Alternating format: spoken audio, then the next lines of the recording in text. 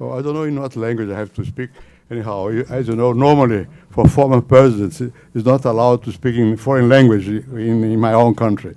Anyhow, I would just like to say some words about how happy we are in receiving both of those who are now around the table and the main speakers today.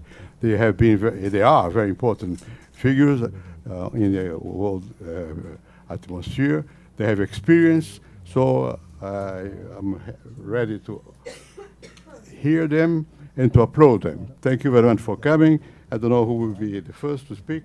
Maybe Mr. Shannon, and then Mr. Bill.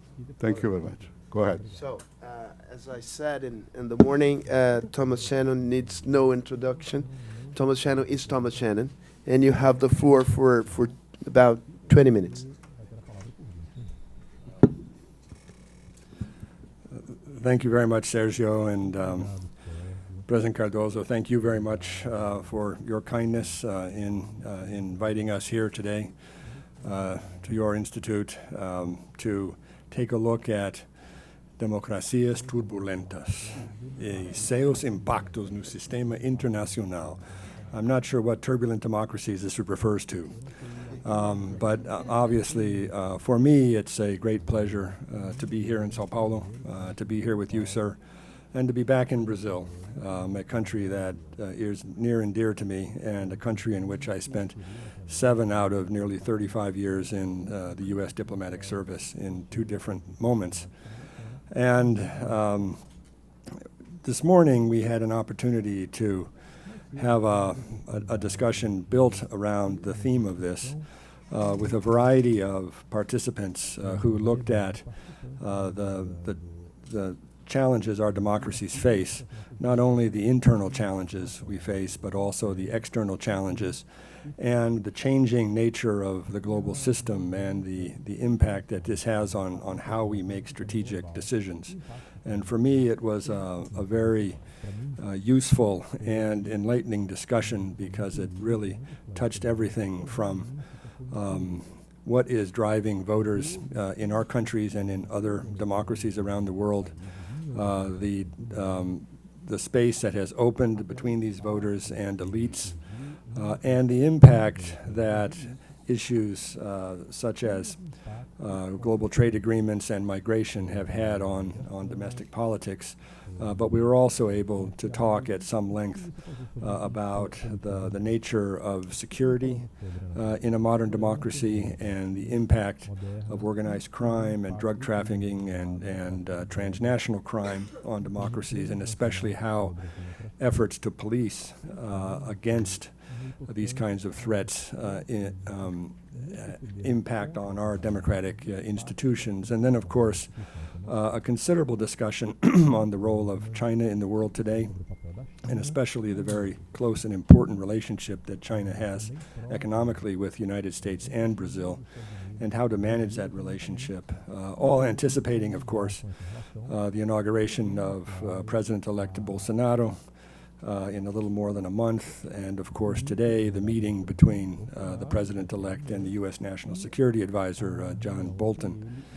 And if those of my colleagues who were here earlier today don't mind, I'm going to repeat some of the things that I've said.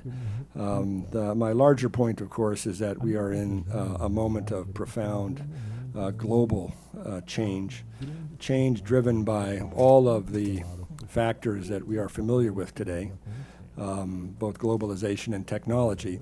But I wanted to refine that point just a little bit because it will allow me to make a bigger point later.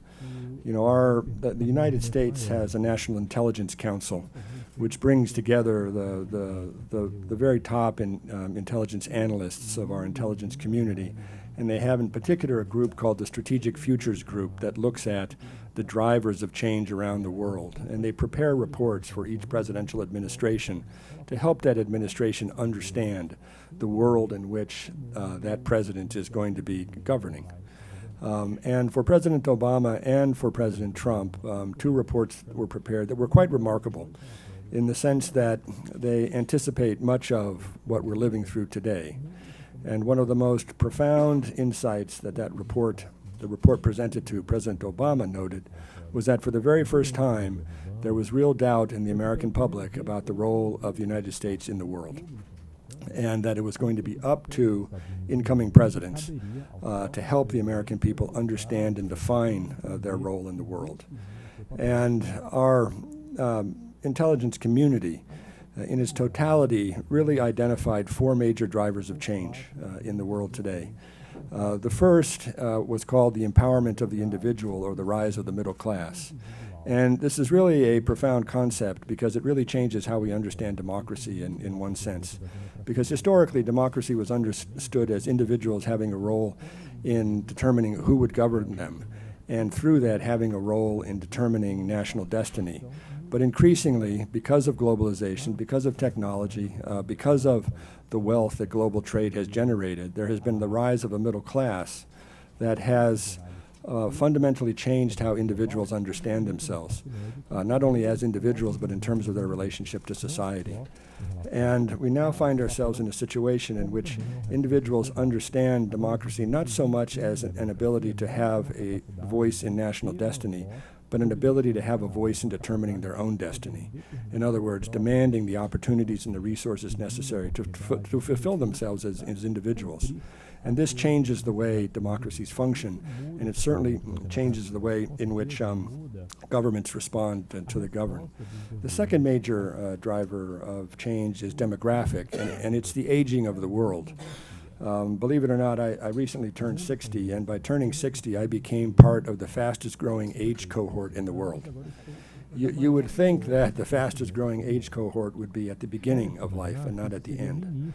But for a vast part of the world, that's not the case. Now, that does not mean that there are not young parts of the world. There are indeed parts of the world that are structurally young. In Central America, in Africa, in parts of the Middle East and Southeast Asia. But the difference between a world that, broadly speaking, is aging and a part of the world that is structurally young is quite striking, because effectively countries that age have large portions of their population that are no longer producers, they're only consumers. And this changes how resources are allocated within countries, but it also changes, again, how people respond to their elected leadership. In parts of the world that are structurally young, the issue is, can you provide those young people with the education and the opportunities, economic opportunities necessary to become productive members of a society? If you can, then you have a huge advantage because you are able to trade at a relatively low price. You have a comparative advantage. But if you don't have that, if you don't have strong economic systems, educational systems, if you don't have an economic system that can produce jobs, you are effectively producing young people who can be radicalized, can be drawn into criminal organizations, can be drawn into jihadist organizations, or people who will become migrants. Because many of these people will not stay in their countries and find themselves the subjects of efforts by transnational criminal organizations or terrorist organizations to control them. And this creates a dynamic in the world in which effectively large amounts of people are going to be pushing into those parts of the world that have a degree of wealth and a degree of prosperity. And the refugee crisis that we see today, and we are today witnessing the largest human migration in history, is quite remarkable, and again has a profound impact on politics, both national and international. The third major driver of change is what's called the transformation of power, or the flattening of the world. And this, at one level, in terms of global order, reflects the fact that the United States is the only surviving superpower. But that's not as big a deal as it might seem, because while the United States has the potential to project its power anywhere at any time, it does not have the ability to project it everywhere all the time. And this creates an environment in which the United States has to be very judicious about how it uses its power and very careful about how it manages its alliances and its partnerships. But it also means that we are in a world with rising regional powers, many of whom have global ambitions, and that these regional powers are going to be testing the United States to determine when something matters to us and when it doesn't. And if you look at Russian activity in Ukraine, if you look at Chinese activity in the South China Sea, if you look at what the Turks are doing with the Kurds in Syria, If you look at any number of regional historical problems, we're seeing now countries trying to determine when the United States is going to respond and when it isn't, and to what extent they can pursue their historical goals in their neighborhood, independent of any significant restraint. And the fourth and final driver of change is what our intelligence community calls the nexus between food, energy, and water. And this reflects basically the previous drivers of change, because it means that a rising global middle class and individuals who expect their governments to respond to them and to provide them the resources and opportunities necessary to be fulfilled as individuals are going to need a lot of energy, and that means a lot of water, and they're going to want different kinds of foods, more kinds of proteins, and effectively you're creating regions of the world in which either conflict or cooperation is going to be built around water, energy, and food, and this means conflicts or cooperation that will be built around hydrological basins. Brazil is lucky enough to have one of the world's largest hydrological basins largely within its boundaries. The United States is the same way. But the Mekong River is not in a single country. The great rivers of Central Asia are not in a single country. The great rivers of Africa are not in a single country. The great rivers of Europe are not in a single country. And so it creates an opportunity for cooperation, and we've seen this in Europe in the different river commissions, the Danube and the Rhine and others. We're seeing it in Southeast Asia with the Mekong River Commission. But in the Nile, for instance, the potential for real conflict between Egypt, Sudan, and Ethiopia is remarkable. The reason I've raised these four drivers of change and kind of walked through them is that the purpose is to highlight that the change we are seeing today is not just political. It's being driven by a series of phenomenon: globalization, technology, the way in which individuals understand themselves, their access to wealth, their rising social status, that is fundamentally affecting how politicians behave and how political systems behave. Because the point I made earlier today is that politics always lags behind economic and social change. And in the kind of environment that we find ourselves in right now, we have democracies that are busy rebuilding themselves. And I actually am quite optimistic about democracy in the United States, and I'm quite optimistic about democracy in Brazil because of the institutional structures we have, because of a fairly long history of commitment and dedication to democracy and the effort that has been built into it, but also because our democracies have been built around understandings of individual rights and human rights. And in this regard, I think, and I'll speak for my own country here, that we are in the midst of a process of rebuilding political parties and rebuilding political institutions that are going to fundamentally position the United States well to deal with the kinds of problems we are going to continue to face in the 21st century. And although it is a cliche now to say that change is accelerating over time and has velocity, the reality is the kind of change we've seen over the past 2 decades is nothing compared to the kind of change we're going to see over the next 2 decades. In fact, if you look at what's happening in science, in biotechnology, if you look at what's happening in artificial intelligence and surveillance capabilities, we are going to reach a point in which even what is human is debatable. And what personal agency is, what personal freedom is, to what extent an algorithm can predict who we are, to what extent people can be created virtually and traded on markets without the person himself or herself knowing about it. And we're going to have to face some really significant issues of social cohesion and even consider renegotiating to a certain extent social contracts as we try to understand what it means to be governed and what it means to be a governor. But I think that our democracies are uniquely flexible and capable of addressing these problems. They don't have the brittleness that authoritarian governments have, and that we have to have a degree of faith in our own people and our own institutions. But we cannot assume that that evolution is progress. We cannot assume that we will naturally move to a good point.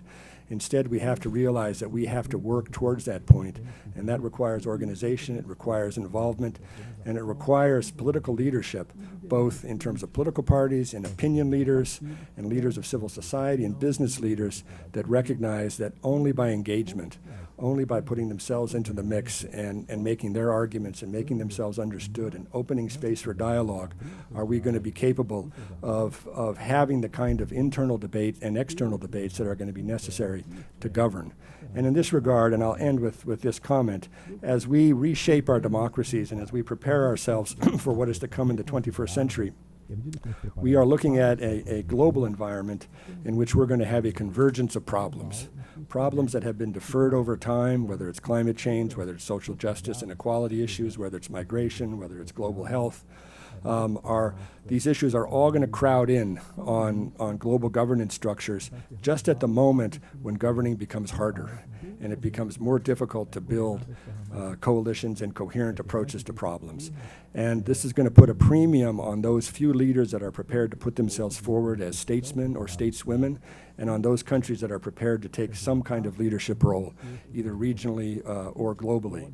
And it is a challenge that is going to fall to us, to this generation, and especially to our younger diplomats, our younger soldiers, our younger businessmen and women, and those who are beginning careers now, because they are going to have to navigate this period of time in which change is accelerating, and which their job is going to be to try to understand how to establish direction in this regard. And this brings me to a phrase that a great American Secretary of State, Dean Acheson, used, present at the creation, to describe what happened after World War II as the United States and its allies, Brazil included, began to reconstruct the world after World War II and began to comprehend the nature of the destruction that had taken place in the world and how it had to be rebuilt.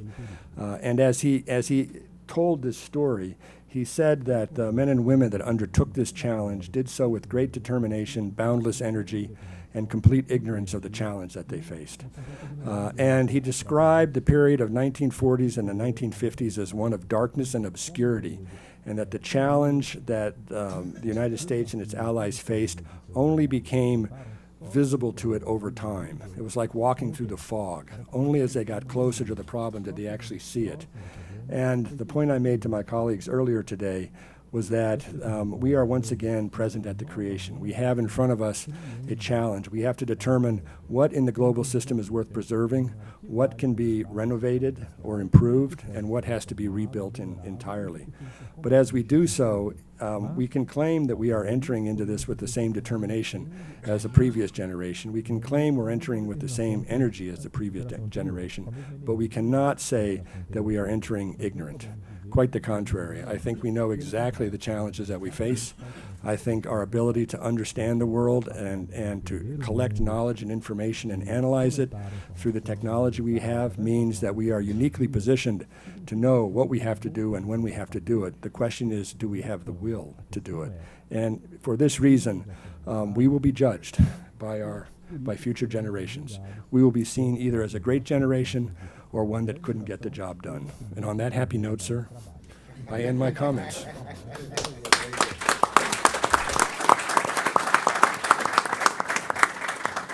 Carl, now it's your turn. Carl Bildt has been Prime Minister of Sweden from 1991 to 1994 and Minister of Foreign Affairs of Sweden, of course, from 2006 to 2014. He is the co-president of the European Council on Foreign Affairs. Carl, the floor is yours for about 20 minutes. Thank you very much. Let me start by saying it's a pleasure to be in Brazil. It's an honor to share the panel with President Cardoso. And it is indeed both important, challenging times and an appropriate place, perhaps, to have a discussion on these particular issues. I can't say, as Ambassador said, that served several times in Brazil. Obviously, I haven't. But I have a lot of interesting and good memories. Remembering perhaps in particularly June 1992, the big Rio summit on development and environment, which really was a messy event, as global events of that sort tend to be. But it was an important event in the sense that it reshaped the global agenda. It was a period when the Cold War had sort of started to disappear, when we in Europe were trying to sort of pick up the pieces of the Soviet Empire, when China was opening up, but where we also saw the development agenda changing and the environmental agenda starting to have an impact on global affairs. So it was truly a remarkable event, and indeed Brazil has had a leadership role for a long time on all of those particular issues. These are times that are times when there's a lot of reflection around the world, I noticed, on bigger issues. That reflection could be driven by the turbulence in our respective democracies, as this particular conference is supposed to address, but also reflections on the lessons of history. In Europe in particular, the last few weeks have been dominated very much by reflecting on the fact that it's 100 years since the end of the First World War, November of 1918. It was a big thing for France, for Germany, for the UK. It was also a period, of course, where the entire structure of European order came crushing down.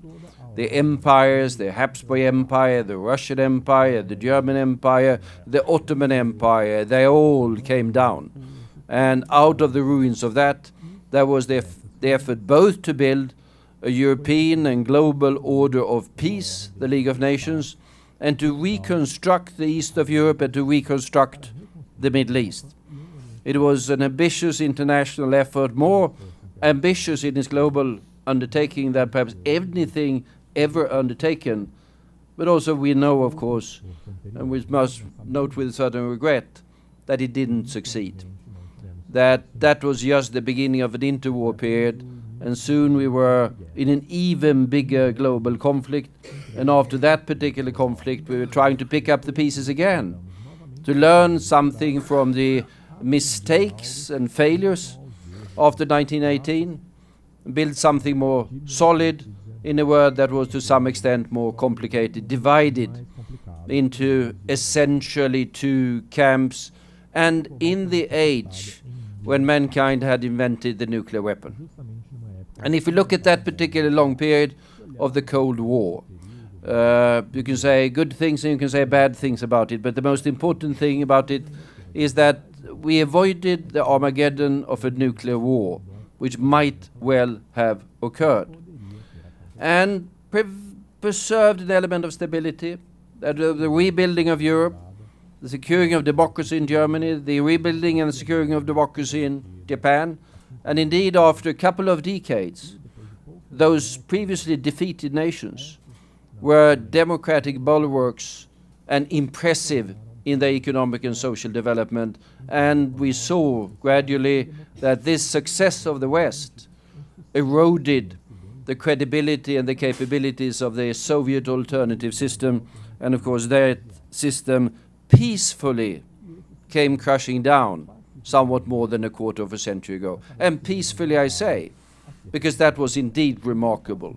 In history, global empires do crash down, but normally with a lot of noise, to put it in those terms, with a lot of violence and war, and this was a peaceful development to the benefit of us all. The quarter of a century that followed, and I mentioned that earlier this morning, somewhat less perhaps than a quarter of a century, was in my opinion the most successful and the best quarter of a century for mankind ever. In terms of the spread of democracy, the increasing respect of human rights, in spite of, I spent a decade in the carnage of the Balkans myself, but in spite of all of those things, fewer people killed in open conflicts, in armed conflicts than for a long time, and particularly with globalization and the opening up of economies in the ex-Soviet sphere, in China, in India, in X numbers of other countries, the success of globalization, and accordingly remarkable progress in economic and social and human development. We saw children mortality go down to half. We saw the increase in lifespan everywhere in the world. We saw hundreds of millions of people lifting out of poverty. We saw important diseases more or less disappear from the face of the earth. We haven't seen anything of that on a global scale in history ever before. And that was, in my opinion, due to these particular factors. That we were more aware of the fact that we were interdependent, we cooperated, and the economies were booming due to the phenomena that we can refer to as globalization. Now, since some time back, of course, the atmosphere sounds somewhat different, looks somewhat different. Trends are somewhat more confused, somewhat more disturbing, in certain extent, perhaps in certain cases, even alarming. We can date this in different ways from our respective perspectives, and if I were to date the change in retrospect, you don't really see it when you're in the middle of it, but I would say August, September of 2008, from my particular vantage point, was when things started to change. In August of that year, we had the war between Russia and Georgia. And take away the details, it demonstrated that Russia had the threshold for Russia to use military power. In its immediate neighborhood, you might add, but still, the threshold for Russia to use the military power was significantly lower than we had thought. Did we react sufficiently to that or not? That we can discuss. But obviously, a couple of years later, we saw that yes, that threshold for using military power was significantly lower. And that we've seen in the last few weeks again. That was a significant change. That, of course, alters, in Europe primarily, but also wider, the security situation. And then, just a couple of weeks later, there had been a financial crisis, primarily in the US, for a year by that time. But we all believed that this was something the Americans did, and we had our crisis now and then, and the Asians had done their crisis. But we didn't see the global interconnectedness. And then, during a weekend, the crash of Lehman Brothers, and suddenly we faced a near-death experience for the global financial system in a way that no one of us could have foreseen. And for quite a scary period, it was all falling down. And we were not certain whether we were going to sort of rescue what had been built up during decades. But the word came together. G20 came together. And concerted international action made it possible to get out of the acute crisis and start a process of recovery that, I agree with that, has turned out to be more complicated, longer, and to some extent also more painful than most of us, or perhaps any one of us, could have foreseen during that weekend in September of 2008. And that brought us, of course, to new challenges. Let me just mention 2016. We had, of course, in Europe, after the refugee crisis of 2015, when suddenly the consequences of the crash, the war, the catastrophe of Syria suddenly appeared on our borders and came across our borders. And then reaction, Brexit, the election of Trump has to be part of the same phenomena of that particular year when you saw the political trend changing. So we are in different times. In my opinion, I think we can talk about three megatrends that are there in the world today. Quite certain we can discuss further megatrends, but let me just highlight three of them. One, already mentioned, is that sort of the build-up of geopolitical tension and the build-up of global rivalries challenges the force of globalization. Challenges the good force of globalization, I might add. Because if you look back on that period of globalization, you had the global economy growing by 3-4% a year. You had global trade growing by roughly double that figure every year. And you had global financial flows growing by roughly double the trade figure every year. So the word came together. Did we manage it properly in every single way? That you can always discuss. But clearly it was a good development. But with rising tension, we see the new factors undermining globalization. We see that most notably at the moment, of course, on the issues of trade, where suddenly we are discussing tariffs and barriers and trade wars. And without being too pessimistic, we've been there before. We've been there before. And we've often seen in the global history that trade wars can easily bring further economic problems that can bring other problems further down the line. So even if this might be in its infancy at the moment, one should not underestimate the effect that could come of the continued rise in trade tensions on the effect of our economies and on the political relationships between different nations. And we see on the global stage, of course, from a European point of view, we're a revisionist Russia, a very assertive China, disruptive United States, Paris climate agreement, Iran nuclear agreement, WTO, X numbers of factors, where the United States was previously the custodian of the international system, is now disruptive.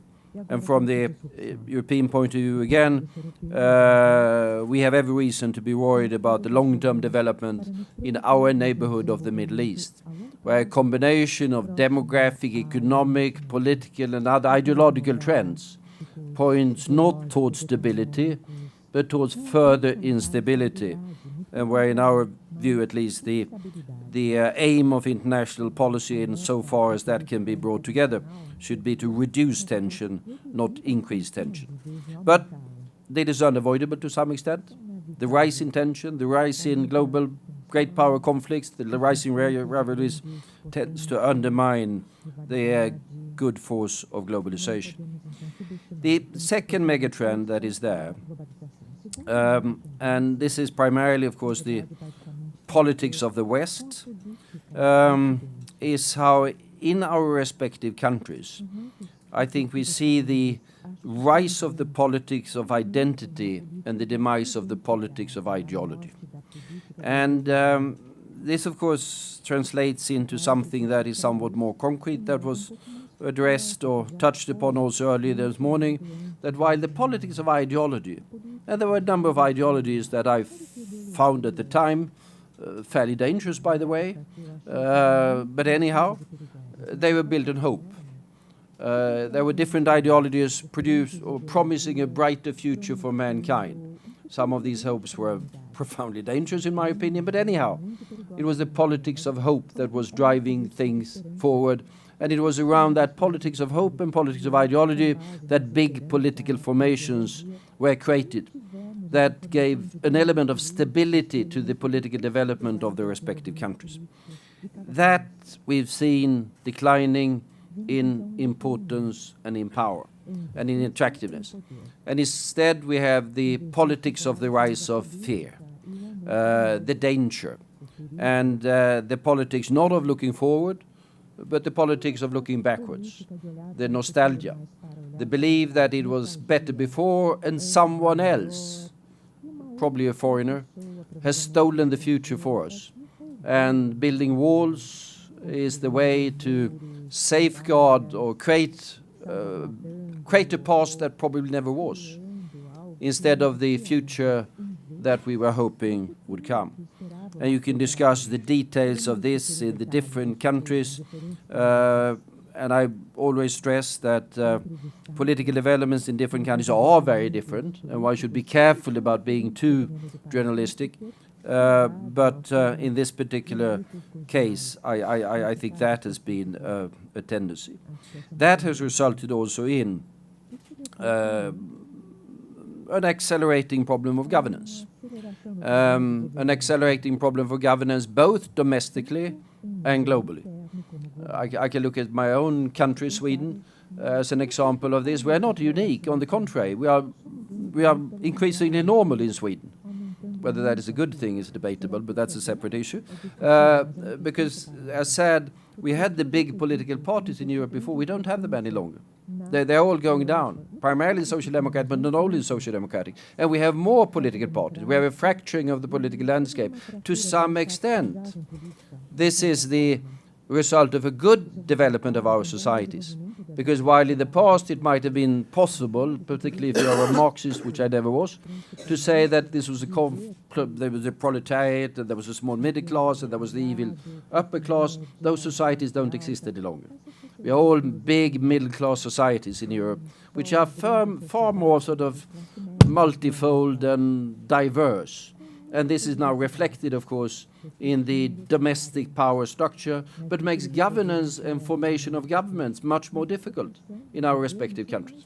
And then you have, of course, what we discussed in the morning, the fact that these particular tendencies that we've seen, not in every country, but in a number of countries, have tended to undermine the possibilities of the global system or the international system or global community, or however you phrase it, acting together, be that on climate change, or be that on trade, or be that whatever. So this identity taking over from ideology, fear more than hope, has also led to increasing problems of governance, both domestic and global. That being said, back to Europe, my thesis at the moment, and you should always have a thesis, because you want someone to step up and say you are wrong in order to sharpen the thinking further, is that we have probably passed the peak in Europe of this. It's not that there's a wave of sort of right-wing populism.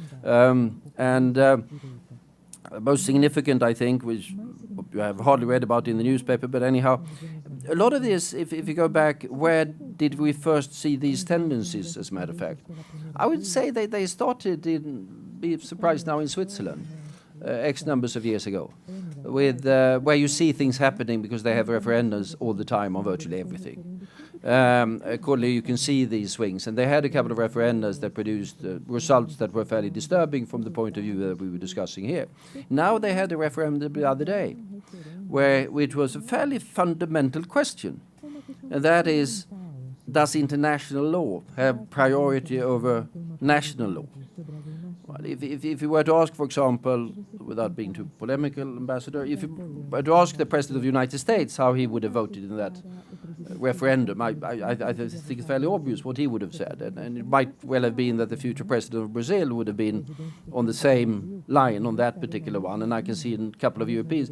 And the Swiss have previously voted, say, the national is more important than international. Now they voted with a fairly big majority and say no, if there's international law, it has priority over national law, which is an intellectually rather sort of not entirely, a fairly challenging argument to make, but they did win it. And we also see in the opinion polls in the different countries that these sort of parties of the populist rights, I wouldn't say they're declining, they're not. But we are not see them rising any longer. I think the stabilization. I think the peak have passed, but I think the tendencies that I'm disturbed about, the ideology, identity is still there. The third megatrend is, of course, the fact that we are leaving the industrial age and going into the digital age, with everything associated with that. We are still dealing with the massive problems of the industrial age. Industrial age was very much dependent upon that we found a source of energy that was fossil fuel, coal, later oil. And we are now seeing the negative consequences of that we have to deal with for the future of our societies and the future of mankind. But we are in a transition that is as profound, I think, for our societies as was the transition that occurred when the Industrial Revolution started.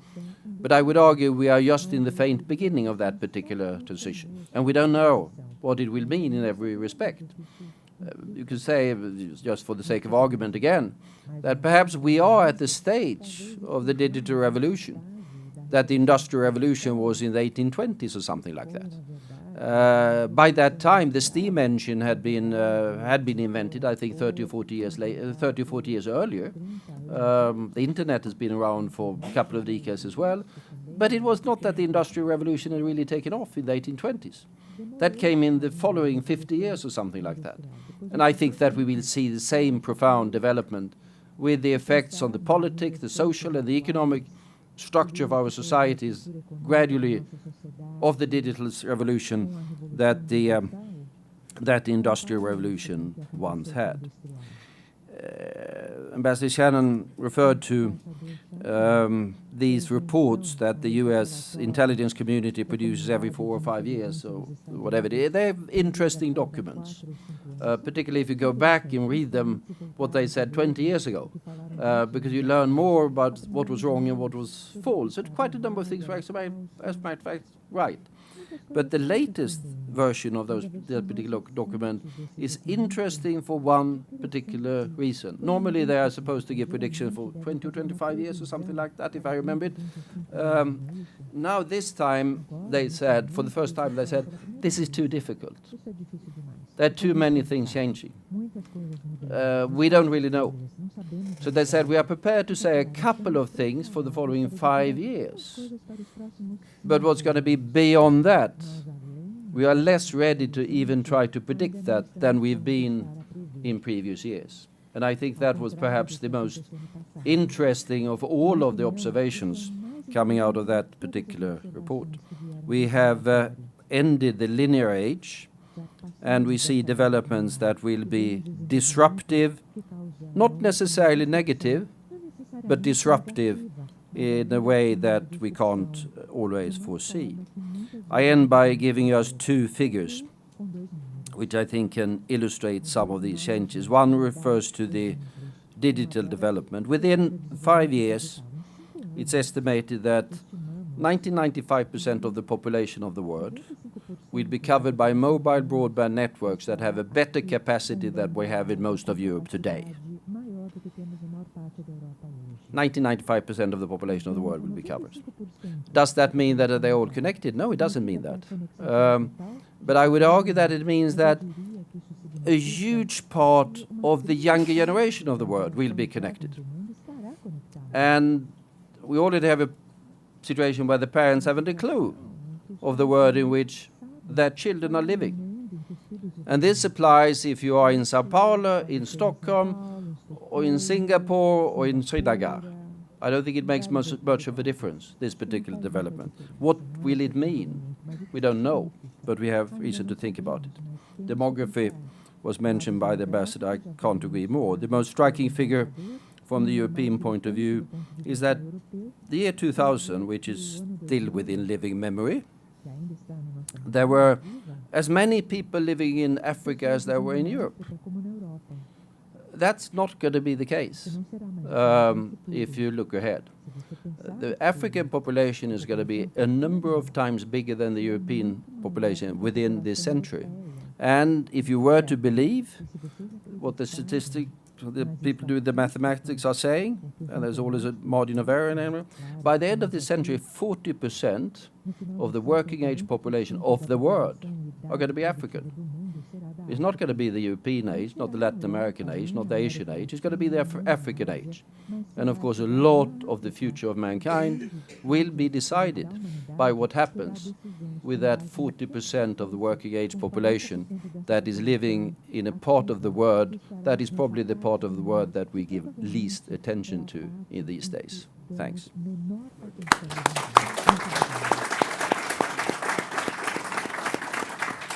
All right, now we're going to open for a Q&A with the audience before President Cardoso wraps up this session with concluding remarks. I would ask people who want to ask questions to raise his or her hands, identify her or himself, and pose concise questions. I would strongly stimulate those who participated as panelists in the morning session to engage in this Q&A also. So, Furlan, please identify yourself and ask a question. My question goes to Tom Shannon. And introduce yourself, please. Yeah, Luis Furlan, I'm industrialist and a worker. Not from the Workers' Party. Not even from the Social Democratic. My point is that I'm convinced that one of the toughest issue for this century is related to climate change. I've been during 8 years the chairman of the Amazonas Foundation, studying about what is going on. And I was surprised by the decision of President Trump to retreat from the Paris Agreement. I've been to 2 or 3 of these COP annual. And my question is that, do the Americans understand that hurricanes, tornadoes, floods, wildfires, etc., has to do with climate change? And do they support President Trump on that issue? All right, let's take other questions and then... No one else? Okay, Renato. Good afternoon. My question goes to former Prime Minister Carl Bildt. Please introduce yourself. I'm the Honorary Consul General of Sweden, São Paulo, appointed by Carl Bildt in 2011. So, Carl, as you came to the government in Sweden, the world's population was about 5 billion people. And today we had a rise of at least 50%. The world's population is 7.5 billion. And it's predicted to have to be around 10 billion people by the year 2050. How it is possible for the European Union to keep its leadership if population there is not growing a lot and if the world's population gets much bigger? Do you have any special tips for us? Thank you. Special tips, yeah. Here, there. Good afternoon. I'm Paulo Neto from USP, and I'd like to know from you, especially from the consul from Sweden. Years ago, in the European continent, there was Louder, please. Louder. the Westphalia Peace of Westphalia, and which established new nations and the borders between how states and countries should be developed. Right now, this is a threat, especially because of immigration. But this is not only in Europe, it's in South America also. How could you see and foresee the new trends between Brazil and Europe for the next few years? Right. Who else? Here.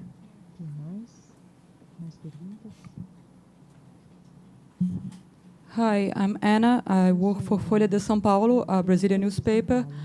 I want to know from all of you actually in the table, how do you see the new head of the diplomacy in Brazil, Ernesto Araújo, who speaks against globalism?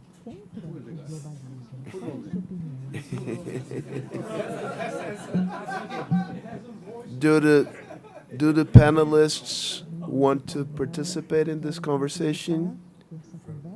No? Okay, Elena, good. Brave woman. Thank you. How do you say it in Portuguese? Eu fui convocada to ask a question? Yeah, Good. yeah. Well, first of all... Invited. Yes, convidada, não convocada. Thank you very much again to the people at the table. I think it was excellent reflection, and a lot of it reflected what we talked about this morning. Thinking about what can be done and who are the actors today who can kind of begin, well, who can kind of guide the solution to the current crisis. And Carl referred to the fact that when we had the previous big crisis, which was basically mostly financial, it was the G20 that stepped up their game, you know, were elevated to leader level and started discussing these problems.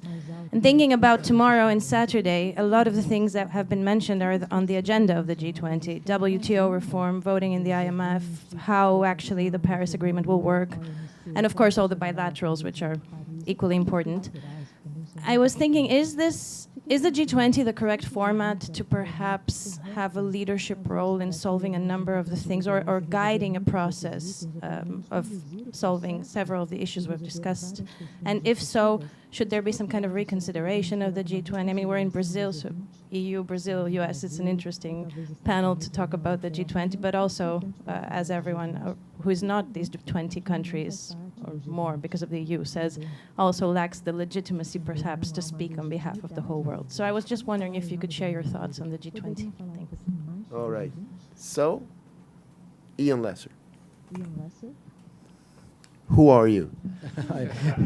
Ian Lesser from the German Marshall Fund of the United States in Brussels. Really a question to anyone who would like to pick up on it.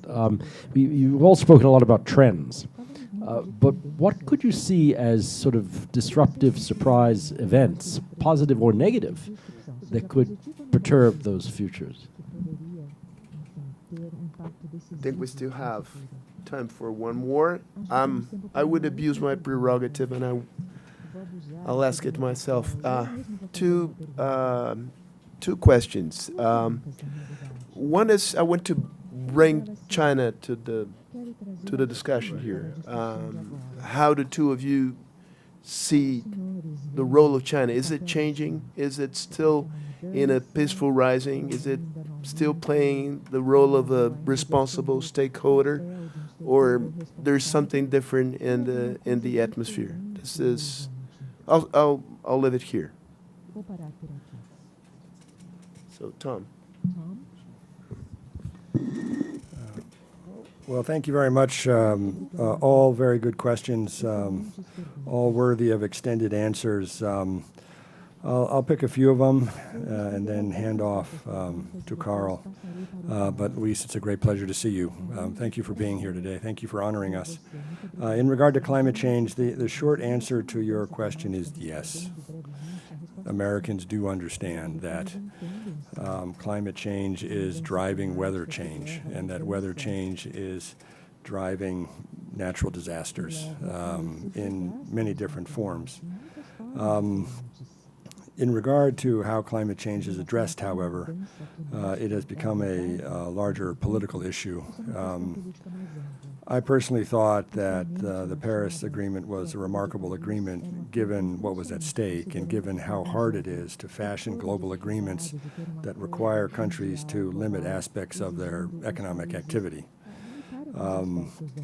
I had participated in bilateral exchanges with Brazil and others during this process, and I know the extraordinary effort that went into it. And I know that many in the U.S. government, including the then Secretary of State Rex Tillerson, believed that we should stay in the Paris Climate Accord, largely because it was not binding, and that we would still be able to meet our own economic needs. But the president thought differently.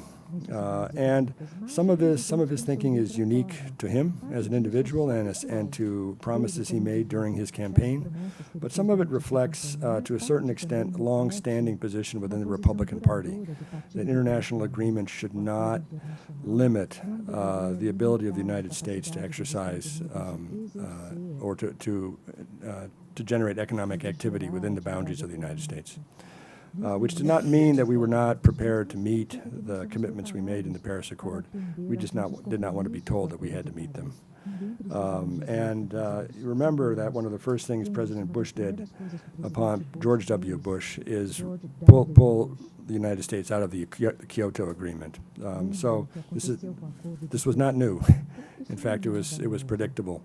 But that said, there's a lot of activity in the United States related to climate change, and we have a variety of states that are really well in front of global standards when it comes to addressing climate change. California is one of them. And I'll just say that this is going to continue to be a huge issue of debate, but increasingly it's not going to be a debate about limits on economic activity. It's going to be a debate about understanding the impact of natural disaster on our economy and on the economies of states, important states like Florida and the Carolinas and the mid-Atlantic seaboard, where we have huge naval bases and huge military operations and important parts of our economy. And once that is understood, I think it's going to have a larger impact on our national politics and our diplomacy in international environments. In regard to President Bolsonaro's choice of Ernesto Araújo as the next foreign minister of Brazil, I can say that I know Ernesto well. I worked with him when he was deputy chief of mission in Washington, D.C. And this is a sovereign decision made by a president, and so it's not for me to comment on it, except that from the point of view of Washington, I think it's a clear signal of the president's prioritizing the United States and the relationship with the United States. And that can't be bad. So I will. And then in terms of China, we actually talked a lot about China this morning with a variety of views, all from dark to a little bit lighter. I mean, China's role is obviously changing. And what is striking in the United States is that President Trump has decided to address the China issue in Trumpian fashion, which means to start a fight. And the impact it's had within China is quite remarkable. And we'll see what happens in Buenos Aires when the president and his Chinese counterparts sit down, and whether or not both of us are capable of coming to an agreement right now. But as China has been rising over time, what is apparent is that all of the different efforts to capture and not contain China, but try to find a way to engage with China as it grows, become irrelevant almost immediately, because China's growth has been so fast and so dramatic.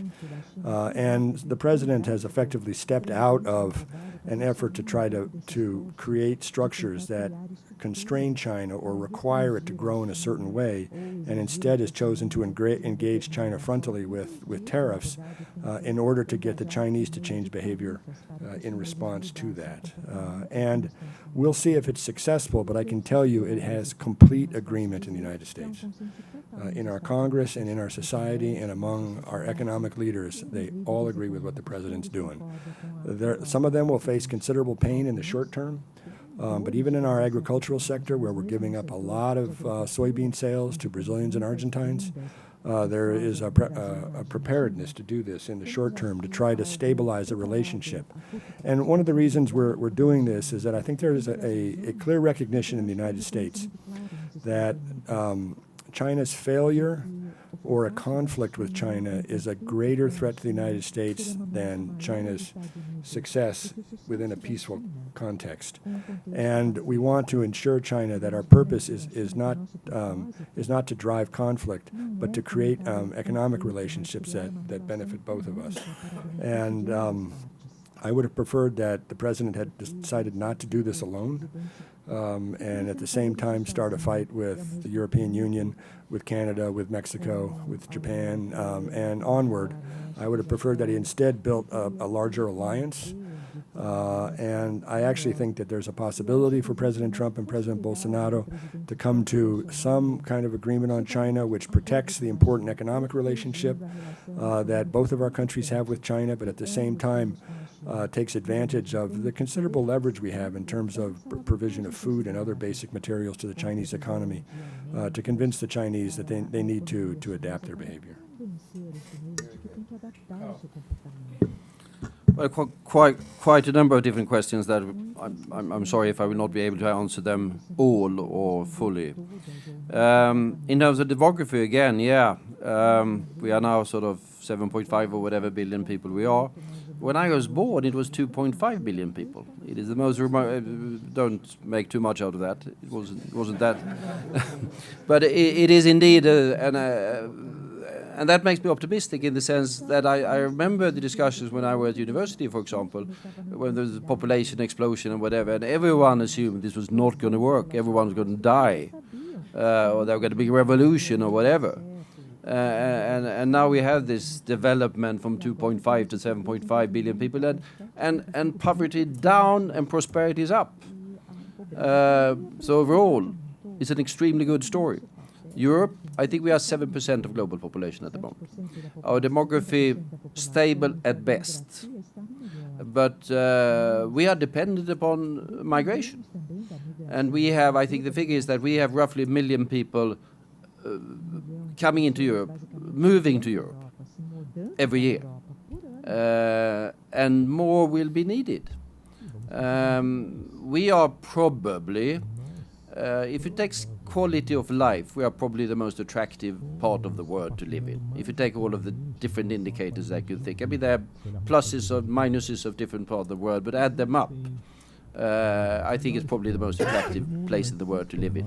Accordingly, we face pressures, and it's a management exercise that is not entirely easy to make certain, yes, that we keep the doors open, but we can't keep every door open. But this makes it, of course, a somewhat difficult political task, but I think there is an understanding, although perhaps not as vividly expressed in the public discourse as it should be, that we are dependent upon talent and entrepreneurship and other things coming from other parts of the world to sustain us into the future. Relationship between Europe and Latin America, yes, complicated issue. I was foreign minister for X numbers of years, and was sitting through, I think, 130 ministerial meetings where we were discussing foreign affairs, and of course, different countries have different relationship with Latin America. Latin America is a diverse place. Europe is a diverse place.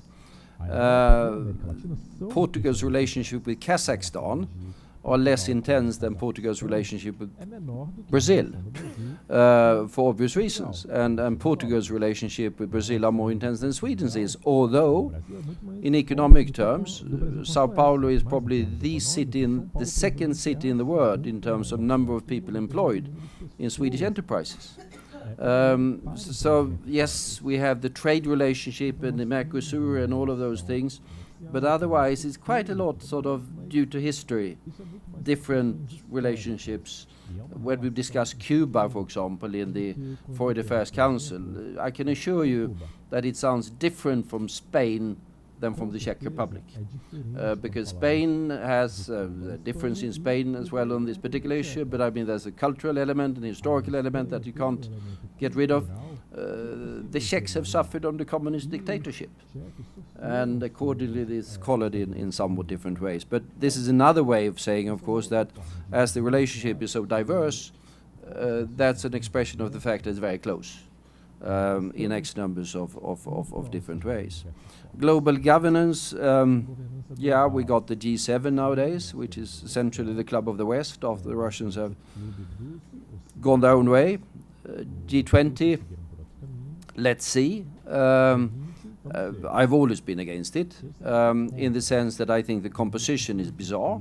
I mean, I say that because if you take the Nordic countries, add up the Nordic countries, Baltic countries not very, but we are the 7th or the 8th largest economy in the world. And we are significantly larger than quite a number of the people that are sitting around the table there. And why we don't have a seat on the table. I'm not threatening global war over it, but I would like to make the point. That being said, it is important to have every actor of significance sitting around the table now and then and seeing if they can agree.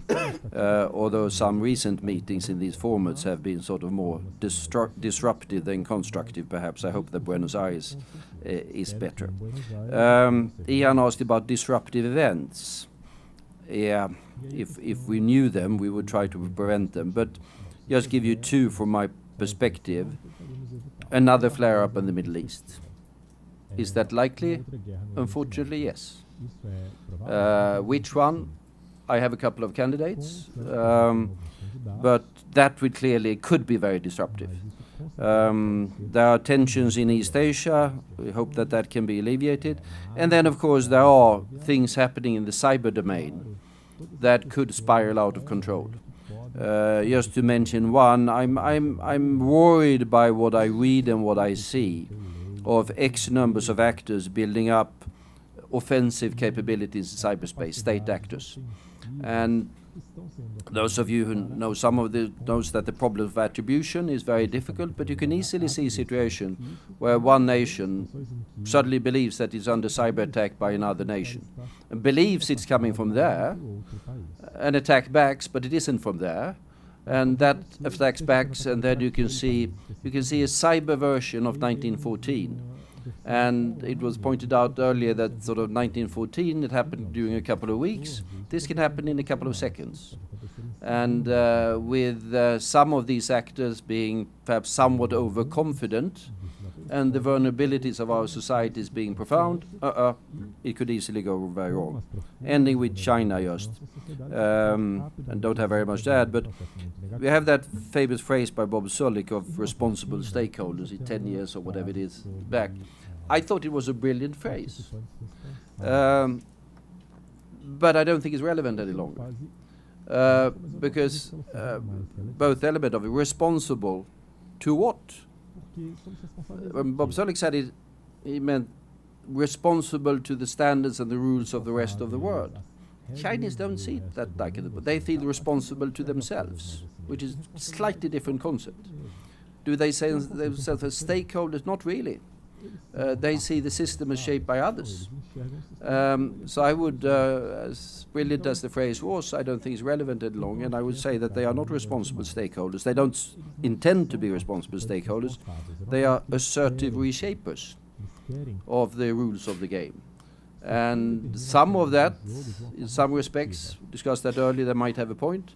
But if it becomes too disruptive, and others disruptive as well, no question that it contributes to the building up of tensions and dangers in the international systems that we are discussing.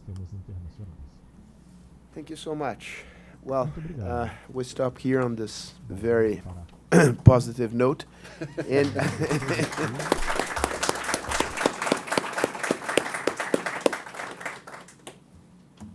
President Cardoso, the floor is yours. No, I will be very brief because what I heard was so magnificent, so ample, that I have a few comments only. First of all, this morning I was writing an article to be published next Sunday, and I put a very simple phrase that says, well, in the past when I was a student, there was a kind of orientation phrase, cogito ergo sum, I think, so I exist. As a consequence, I'm alive. Well, then some neuroscientists said, no, that's not enough. That's not true. What is important is to have sensations. So if I have a sensation, I exist. I would say in nowadays, without putting aside either Descartes or the neurosurgeons, the point is that the truth is that we are connected, so we exist. That is what is behind. We have an enormous transformation in the world, and the basic one is reflected in the way how people relate to each other. In spite of different governments, cultures, so on and so forth, the possibilities are to be connected without respect to rules, structures. This is producing turbulent democracies, and also some turbulence across the globe. We have been benefited by the fact that after the Second World War and after the Cold War, the Americans, mainly Kissinger, was capable to understand what was happening in the world and to some extent propose a kind of proximity between United States and China. And Nixon was the president, made a visit to China, and from then on, apparently, the world could be more peaceful. That is to say, only local wars, as have been some of them referred to this afternoon here. Okay. Well, I don't know what will happen in the future.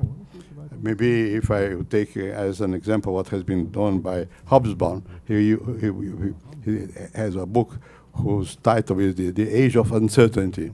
He was wrong. Now we are living in an age of uncertainty. We don't know what will happen, because the force of the new technologies is so powerful, and the number of new invents so often surprise us that we cannot imagine what will happen in the political realm, and the same is true for the international relations. And this is affecting, you said, about the cyber. The cyber war is affecting. The first time I heard about, I was in a board, I guess it was Rolls-Royce in a meeting in France, and there was a general there, a British general, who told us about the the strategy concerning the cyber world. I was surprised. Well, there's no one will be surprised by the fact that we are facing day by day cyber wars. So it's so different from what happened in the past. On the other hand, we are looking at, across the globe, terrorism. Well, it's not a state behind terrorism. It's a group of people. So our minds are not prepared to properly understand what's going on. That is what is occurring. Well, of course, this is. I am not a pessimistic. I have a pessimistic view about the future, but it will depend. Something has been said here. On to what extent the leadership will be capable to understand what are the implications of some crucial decisions. This has been the case in the past. The period after the war, it was possible to try to build a world global order. The Americans tried before, but failed. After the Second World War, it was possible to organize a global world political order. Well, this is at stake now. To what extent this order will continue to be available? What you said just recently about the Chinese is true. If the question if they are ready to cooperate within the world war, what world war? They will try to impose a new world war. What to do with that? And they have the possibility to try to. I hope this will be made by using peaceful means. Could be. But it will depend on our capacity to understand the emergence of new powers and how to turn possible the coexistence between different powers, some degrees of diversity, including those who are now in the other side of the world. In Africa, we refer to the fact that Africa will be more populated than other parts of the world. So the Africans will also ask for a say at the global level. The same applies to Latin America, or to Brazil at least, not to speak about others. So we are also asking for a new. We don't know yet what the language can be used. After what I heard here today, some old issues are still important: climate change, demography, so on and so forth. I think they are really very important. But will be the new leadership in the world capable to understand and to propose a model to put together all the different aspects, all different interests that exist in the world? This is not sure. We're never sure in politics. You have to invent, to create. I think that people like those who have been today with us are the kind of people that in the world we need, people who is capable to think about, not to have prevision, not to imagine that something that has been done is what will be in the future. It will not be. Even if you take into account what is happening in America and in Brazil, turbulent democracies, both, in different ways, both affected by the similar effects of the new technologies. The new technology, as you said, dissolved to some extent the old classes, the old societal structures. And we are used to adapt our mind to the idea of organized classes.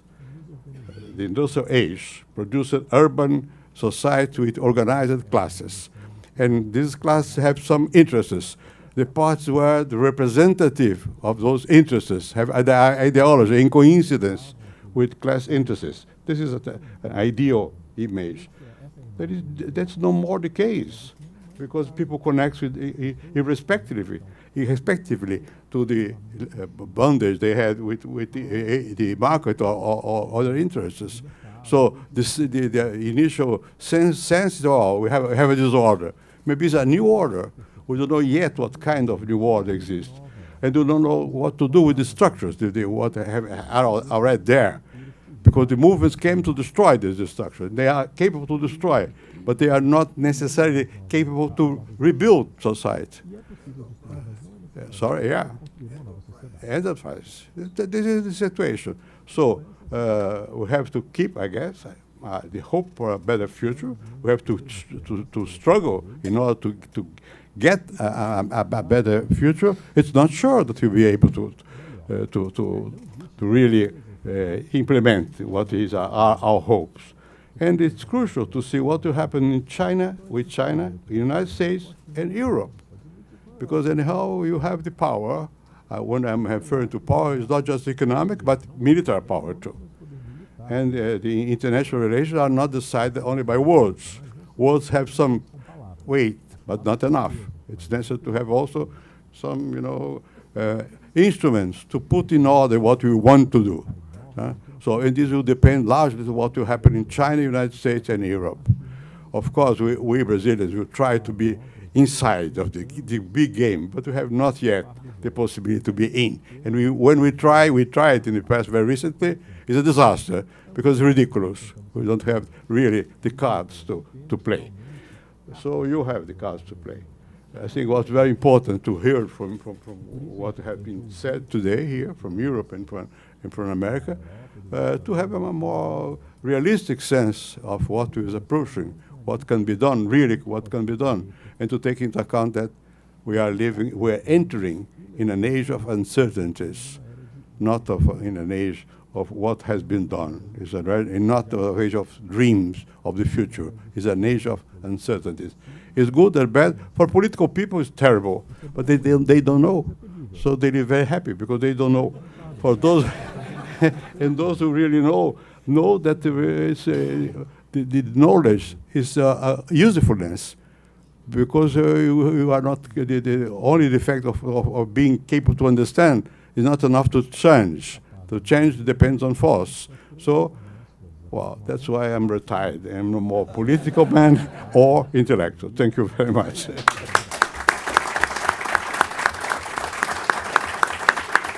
Well, since we started this in the morning, our workshop, Bernardo talking about fear and hope, I think it would be good to have some glimpses of hope in the horizon. So, piggybacking on your question about disruptive events, either negative or positive, I just want to note that, Carl, you just mentioned negative disruptive events. So I would invite you to positive ones, but not only. I mean, it's just not out of the blue. Just looking at the reality. But big blue. Because they're in the midst of this crisis, in the surge of alt-right and xenophobic nationalism, there are countervailing forces which are cropping up, right?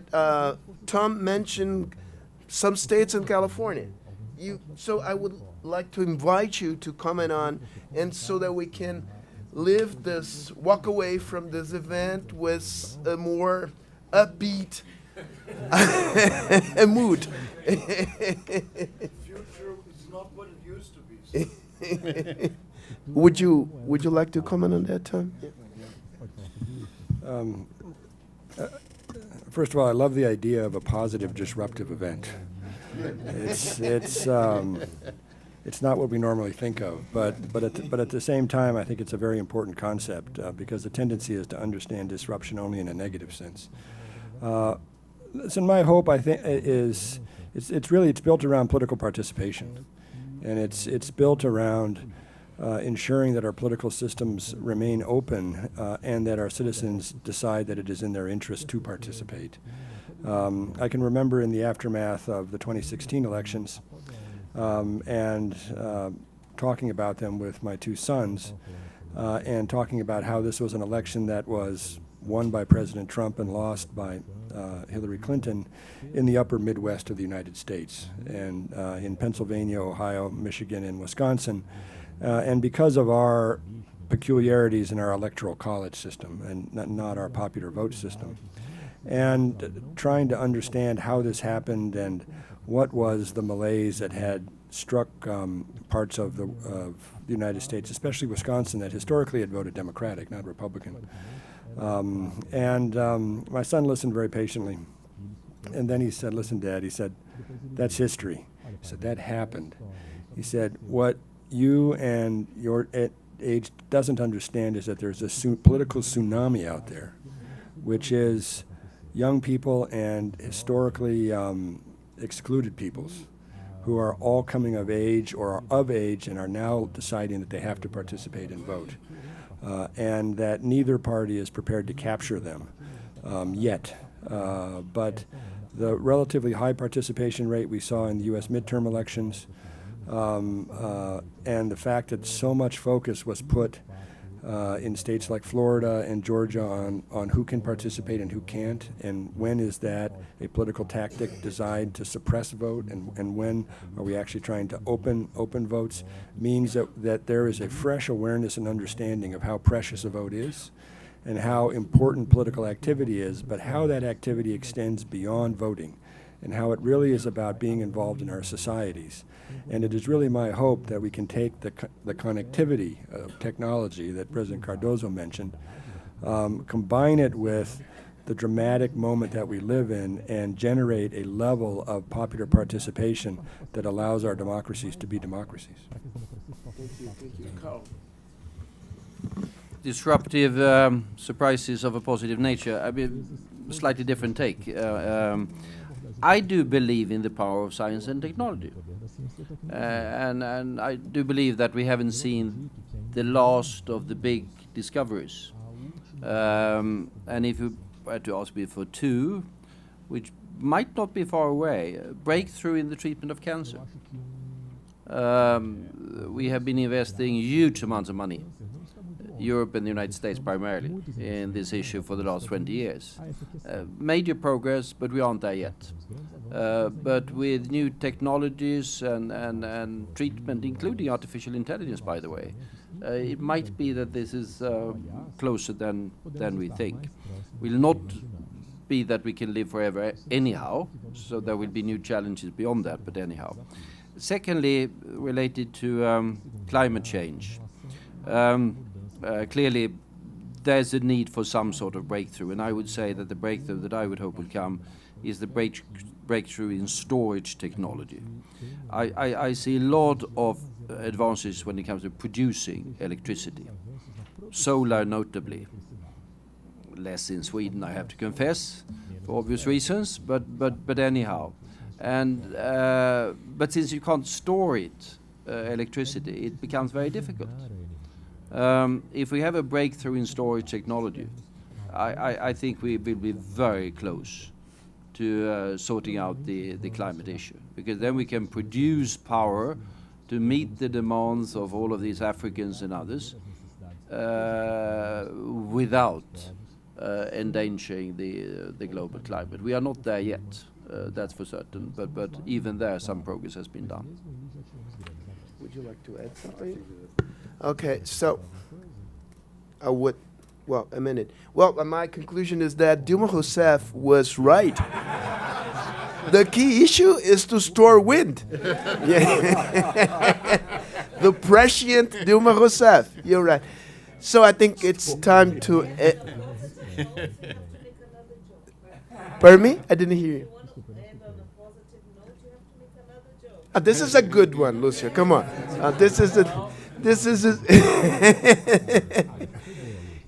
Ian, I think it's time for you to join us and make concluding remarks on behalf of GMF, or you can do from there, and I will subscribe to any comment, any positive comment that you do on this event. I'm not going to attempt the joke, the final joke. But really, it's just an opportunity to say thank you on behalf of GMF in particular. I mean, this has really been an extraordinary conversation.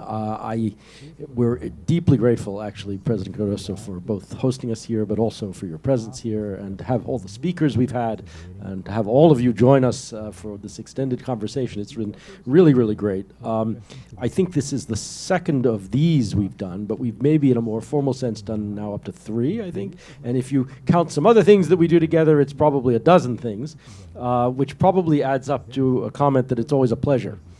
So thank you for this very much, to you and to all of your colleagues, you tremendous people here who've put this on and helped us in different ways. If I might also thank my colleague Bill McElhenney, who keeps reminding me we need to do this. Thank you, Bill. And we've done it. But I hope you'll agree that this is a really interesting format. We do a lot of these trilaterals as an organization that does transatlantic relations.